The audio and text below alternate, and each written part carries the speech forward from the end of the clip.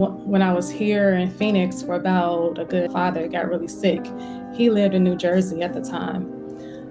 So I had to take some time off work to travel to see about him while I was within a span of 5 days, he passed away. So I was not prepared for that at all. It was very stressful. I had to stay in New Jersey, of course, to plan the funeral, clean out his house, get other things together as well. So when I got back to work here in Phoenix, I was so forgetful. I honestly got to a point where I didn't care that much about my clients' problems because my thinking views are bigger than theirs. So I was just I couldn't focus. And I'll share more about this story later, but that's kind of what prompted me to transition into tech, because my father, he had a job, he loved his job. He got a lot of awards, great recognition and all of that.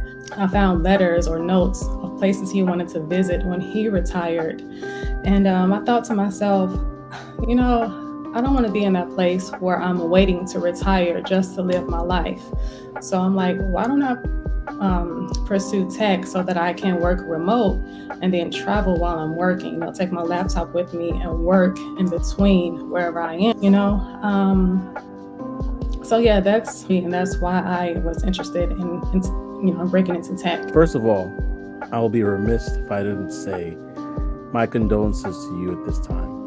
I know that you recently got into tech, so this is not years and years and years ago that this happened. And even if it was, I would still say the same thing. And because once you lose somebody, right? When somebody loses someone close to them, it takes over time. I won't say it gets easier. You're just able to manage it differently. You know what I mean? And so that's the thing I always like to highlight on our show, because this show, as much as it's about tech, it's about the human experience. It's about the stories behind the people that break into tech, because we need to see ourselves to not only have a great level of empathy, but a great level of hope and admiration to be able to say we can do it too. So I wanted just to make sure I said that as we continue to have this conversation. Thank you so much. I always tell people, grief is something that never really goes away. Like you said, it's just something you learn to work around.